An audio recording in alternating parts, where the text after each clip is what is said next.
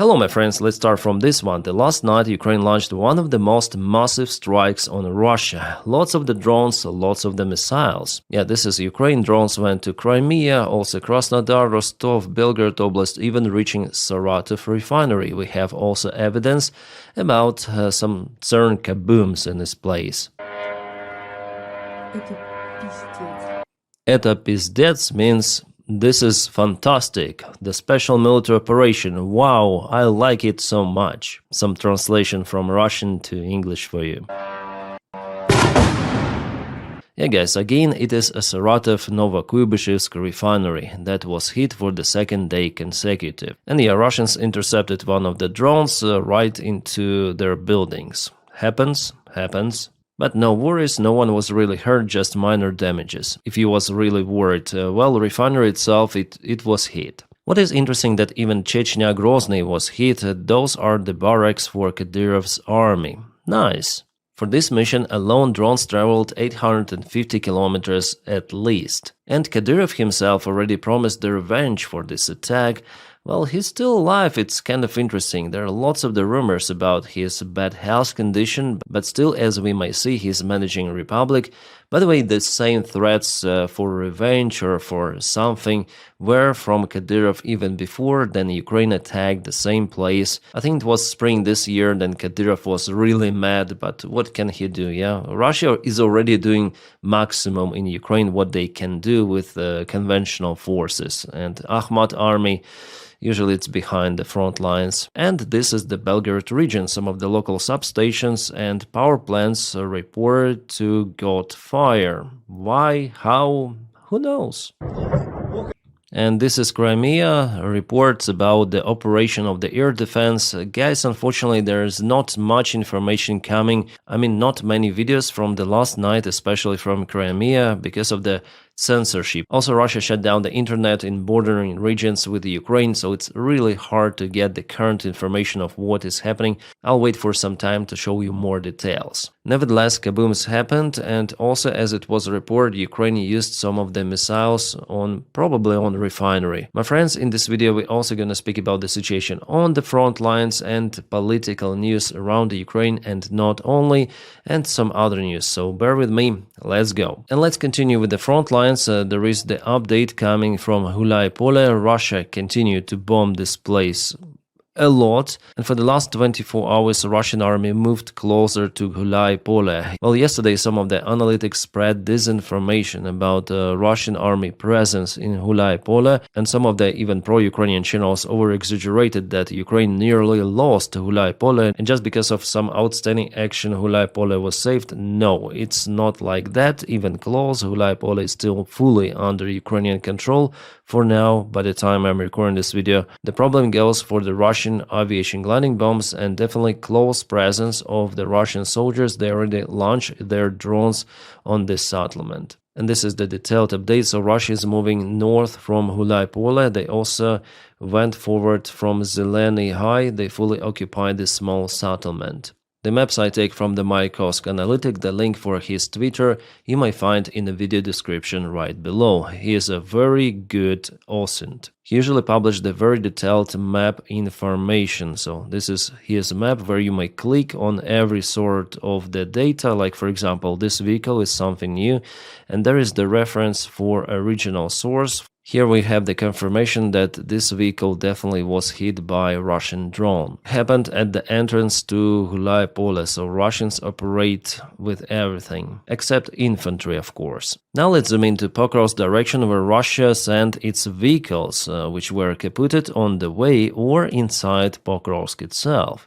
Just yesterday I told you about this place. Well, it was confirmed that it was definitely the Russian tank here, and we have one more Russian tank. Somehow they think that it's kind of profitable to send tanks. Then de facto it's not the place where you may use the tanks effectively. I mean, maybe cover them just like that and use as the turrets.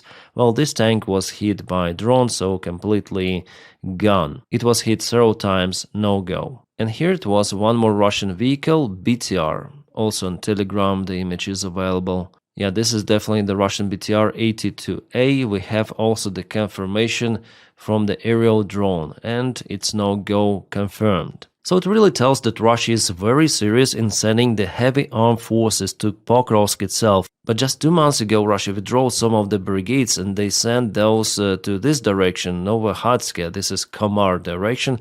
By the way, for the last 24 hours, Russia moved a little towards Ivanivka and even caused some of the losses for Ukrainian army. One tank was hit, but Ukraine is working with the drones. Well, for now, it is early to say whether Russia created the bridgehead in Ivanivka. It could be, it could not be, but the main forces, as we see, is not yet there.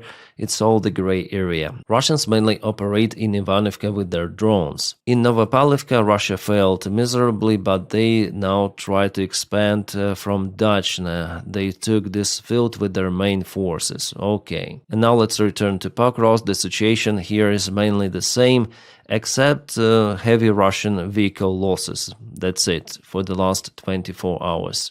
Dobrpila direction also no changes, but here in Konstantinivka, Ukraine lost one more tank between Konstantinivka and Drushkivka, closer even to Drushkivka. Yeah, this tank was just hidden in the tree line. It's kind of hard to hide something because without the leaves it's almost not possible, and Russians reached this tank with the help of the fiber optic controlled drone. The range of those drones is already close to 50 kilometers. And we have one more video, aviation gliding bomb. This is FAB 3000, is used in Pokrovsk direction. It looks like the road that I showed you yesterday with lots of the vehicle losses, or the way out from Mirnograd. Yeah, for Ukraine it is very complicated because the interception of those bombs is almost not possible. Now let's go to Kupiansk. The situation there for Ukraine is difficult, but Russian military bloggers also complain. They say that supplies are not enough for the army group that landed on the right bank of the river. Russians try to expand their territorial gains, but instead they trap their army group over here. It's very difficult now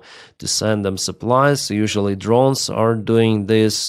This Russian group is under the constant strikes. Their main goal was to show that Russia controls Kupiansk, but no, it's not like that, even though Putin himself personally said that Kupiansk is been taken by Russia, but it is total fake. Now let's go to the northern part of Kharkiv, Vovchansk. Here Russians attacked a little, but Ukraine stopped their offensive with the help of the drones and infantry forces.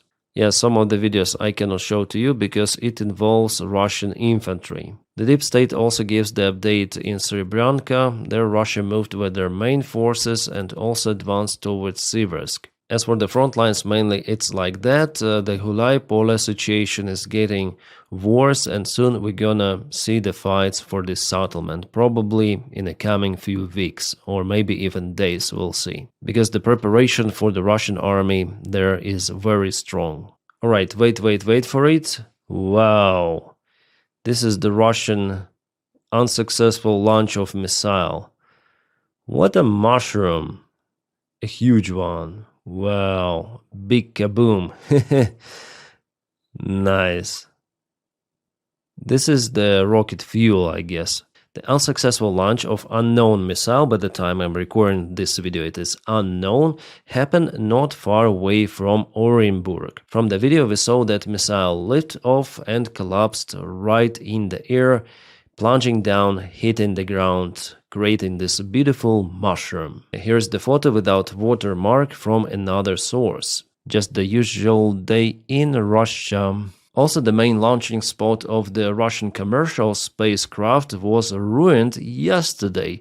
After missile lift-off, the construction was drained down, you may see it here, flushed down as into the toilet. Here we have it, the construction went down, so Russians are not capable to lift missiles into the space any longer. Yeah, this part of the construction is totally absent, and just those arms are okay. Here's the 3D model of it, and this is the picture from inside. So for unknown period of time, Russia left without piloted missions to International Space Station. So this is before, then this toilet was okay, and this is today, then the toilet is totally clogged with the part of the construction. By the way, Russia is launching the same missiles as were developed in USSR 70 years ago already by Ukrainian designer Korolov. No upgrade, no update, just the Soviet heritage that is still working. Oh, a new drone video published by Ukrainian military intelligence. This is Buk air defense system. It was hit on occupied territory. Russian soldiers are running away. And what is this? This looks like Tor. Yeah, looks like Tor radar. Is it? Yes, Tor M2. Awesome. Russia is losing its air defense. Russia itself is big, so they require lots of the air defense capabilities, but they also started the war against Ukraine, so they need those tools also on the front lines or close to the front lines to back up their army. But they cannot do it. That's why we see the strikes deep inside Russia. That's why we see the strikes on Russian positions using Ukrainian drones. The lack of the air defense, especially on the front lines, is one of the biggest problems out there for Russians. And we know that they are unable to compensate that loss with their aviation because it's also quite risky to use aviation in Ukrainian airspace. It seems like Russians find out the tool of how to deal with anti-drone nets covering supply lines. You see they're dropping termite right on top, burning those nets almost completely. Well, probably the only variant is to make those nets from metal, but I think it's not possible. It's not the first time the termite drones are used on the front lines. At first, Ukraine discovered these capabilities, but now you see Russia also into it, and it could be kind of effective here. And now let's go to some of the political news around Ukraine because they're also very important. Alright, we have some breaking news published by Telegraph roughly 1 hour ago. Trump hands Putin Ukraine's occupied territories. Wow, so Trump is up to recognize Crimea and all of the occupied territories of Ukraine as the Russian ones officially, and with that proposition, Witko flies to Moscow the next week. So is it a treason of the democratic values? Of course it is, but Trump doesn't care. Inside his soul, Trump is just like Putin. He just cannot allow a full special military operation. For now. But we know his attitude towards Canada, Greenland, Panama. He doesn't recognize the international law, all of the borders of the countries, even the countries who are allies for the United States of America. Well, if the United States recognize the occupied territory as Russian ones, it means the legitimization of the aggressor, and from the legislation perspective, it also might be read as accompanying of aggression state, which is now Russia, according to the international rules, regulations. Yes, Russia is the aggressor, and if you recognize what aggressor took, you justify this aggression. So logically here, United States probably will not supply weapons for Ukraine because they support the country who is fighting for the Russian territories. Yeah, according to the United States in this case. Like, what is happening? But for Ukraine, those territories will not be recognized as the Russian ones. It's understandable, as well as for most of the countries around the world. This is just some sort of the crazy game, unhinged, absolutely done or played by Donald Trump, and everything of that is digging down the reputation of the United States of America lower and lower. Donny is a huge disaster for USA and for entire world. But that idiot president is pretty much profitable for Russians. I just don't understand what Donny wants to achieve, pleasing Russia so much. Like, what is he looking for? Because Putin himself says that he is willing to continue the war. That's it. That's what his goal, main one. The United States is preparing to recognize Russia's control of Crimea and other occupied Ukrainian regions as part of Trump's proposed peace deal. Even Chamberlain's deal was better than this one. Trump has sent Witkoff and Kushner to Moscow to deliver offer directly to Putin. Ukraine would not be required to recognize these losses. Of course, who would push Ukraine for that? Idiots. Donny is trading someone's territories for some sort of the deal with Russia. After the Second World War, because of those heavy losses, countries agreed not to look through rebordering. Everyone should recognize the border of its neighbor and so on. So it was a jurisdictional document signed by United Nations. It's the international law which has now been absolutely violated by Russia, by United States of America. With that recognition, Donald Trump just encourages, for example, China to attack Taiwan. It's imminent now that China will attack Taiwan. It's just a question whether the United States will help Taiwan in defense. I guess no. And there was the case with Japan even. Then Japan stated that it is willing to fight alongside with allies to defend Taiwan. And Donny said no to Japan that do not push China too much, because Donny thinks like this some sort of the realtor or businessman. He wants to have this some sort of the tariff deal with China, and he even called to Japan Prime Minister saying, do not push China, do not tell that you are willing to fight with us together. What? Donny is destroying the world order. Well, it's already been destroyed, guys. Today I recorded podcast on my another channel. By the way, it's in the video description right below. You may check out my other channel. I call it a trash one because I record everything I want out there. And I hope today, maximum tomorrow, I'm gonna upload the podcast telling more details about what is happening and how actually democracy is losing it for multiple of the reasons. Unfortunately, we see that, and Donald Trump, he is one of those reasons. Yesterday Putin said that Russia will cease hostiles, then Ukraine troops leave the areas they're now occupying. Ukraine occupying own territory. Okay. And if they don't leave, we will make them. Also, yesterday Putin mentioned that Ukraine is willing to continue the war till the last Ukrainian, and that variant for Russia is okay. Yeah, that's what he said. Russia wants this war to continue, my friends. And Putin again mentioned that Ukrainian government is not a legitimate one. It expired and Zelensky is no one, so with whom should we sign the document? So basically, peace plan will not work, because according to logic, Ukraine and Russia should sign it, but Russia doesn't recognize the signature of Ukraine. So if we listen to Putin, it might look very complicated, but it's just an excuse for Putin to continue the war against Ukraine. Unfortunately, my friends, Russia has more resources and they're capable to gain the ground.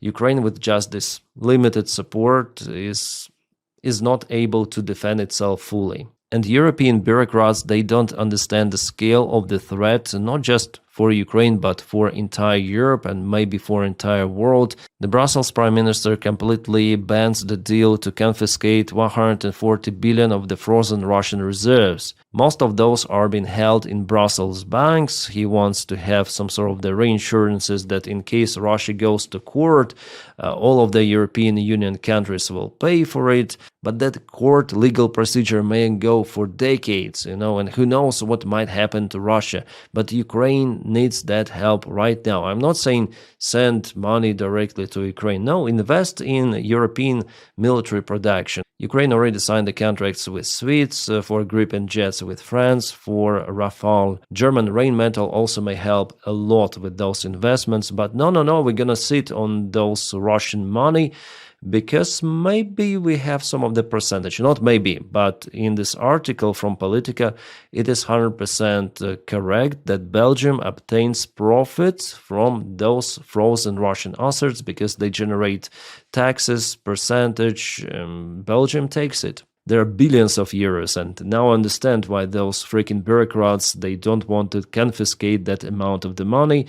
As the counter proposal, this prime minister tells that Europe should pay its own money from its own budget, like 40 with something billion dollars the next year, but the rest of the countries do not agree because, you see, we have those money available, Russian freaking money. Russia is an aggressor state, so let's take those and spend. Also, you might recall the case with Norway. Then some of the initiative group there from their, parliament, they wanted to compensate those money in case Russia wins the court. But later on, the financial minister of Norway said no, and that financial minister is the ex-NATO secretary who is freaking fuck. Like all of those bureaucrats, they're freaking fucks. By the time Ukraine is defending Europe actively, Ukraine obtains just a limited military support, and those bureaucrats, they just fight for the money which are crucially needed. Even for Europe itself, like invest in military production, boost it, and share with Ukraine. That is awesome. Do not sit on those money. But no, we're gonna continue to earn on that. And those politician bureaucrats, they don't care. They will take the money and exit to some other country in case of the full-scale war erupts in NATO. They will live their perfect lives. For them, we are no one. And the excuse for this prick, using frozen Russian asserts could derail Ukraine peace deal. There is no peace deal. Freaking fuck. Russia wants to continue. It is not possible. Peace deal is freaking not possible. But no, for them, they want to sit on those Russian asserts. Fuck. And yes, I understand that there's corruption scandal now ongoing in Ukraine, and some commenters saying, oh, maybe Ukraine shouldn't obtain those money.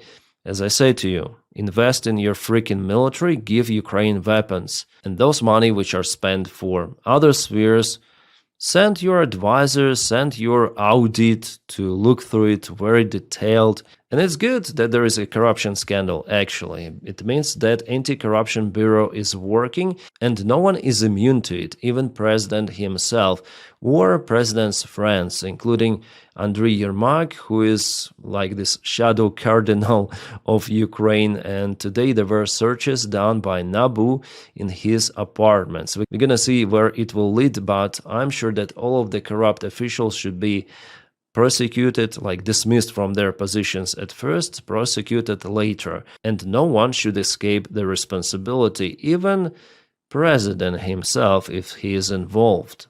We'll see in the coming future. For now, there is no evidence of Zelensky's involvement into that. Direct involvement, I mean. His friends? Yes. Yeah, Brussels tells Ukraine, convict corrupt officials if you want to join the European Union. It is understandable, but there is no close perspective for Ukraine to join. I think that in the best perspective it's 2030 and there will be always the countries like Hungary or maybe Slovakia who are opposing this decision.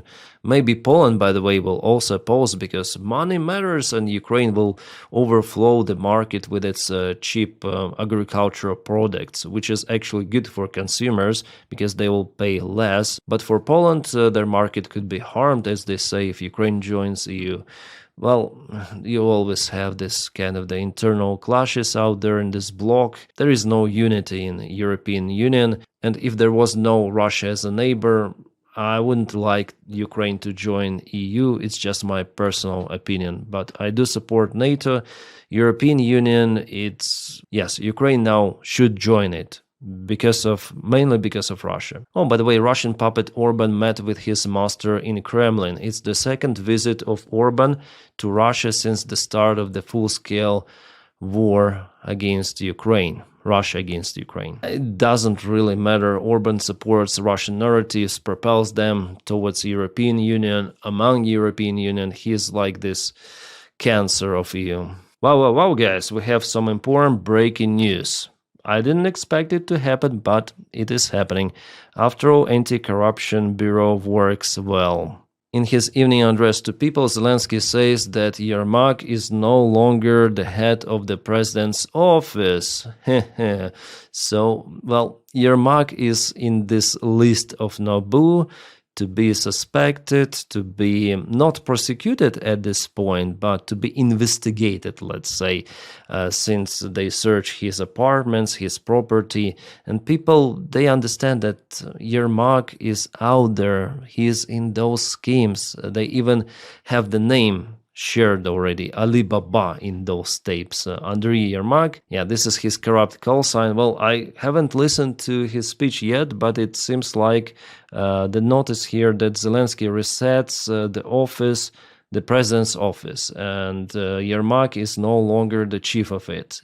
Wow. Yeah, this is Yermak. He is very, very close to Zelensky, maybe the second closest person after Zelensky's wife. They were doing everything together, and Yermak, for now we may say he was like this shadow cardinal of Ukrainian government. Then de facto his position was just to be a clerk of the president's office, a head of the president's office, but he got enormous influence on everything, including President Zelensky. Some people call him the real president of Ukraine, but yeah, this rabbit hole is very deep, but we'll see what Nabu may publish on this guy. I'm very happy that he resigned. I was telling about him lots of the times that he could be involved in some of the schemes. And Nabu, yeah, that's how they were searching his apartments or some offices.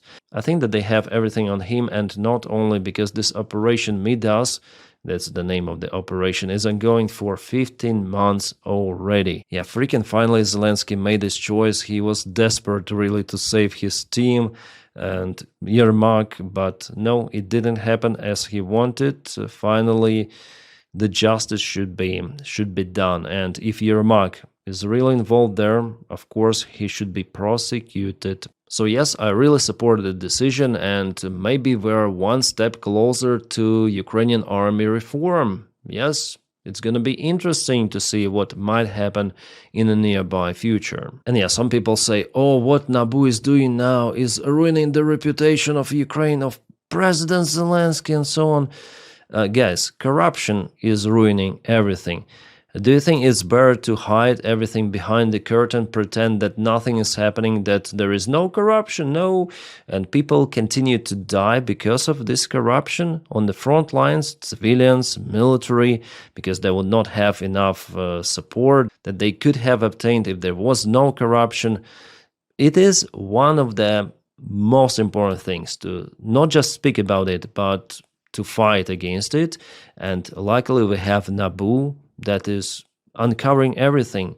This is the syndicate that should be vanished, absolutely. Ukraine is not Zelensky and his friends. Ukraine is Ukrainian people, and if his friends are corrupt, they should be jailed. So of course what Nabu does is awesome, it's great, it's outstanding, and it may push Ukrainian government at least to conduct finally some of the reforms, as I tell you, in army especially. But it should be done everywhere, also in the government itself. What is happening is actually, I perceive it as the positive changes. Absolutely great.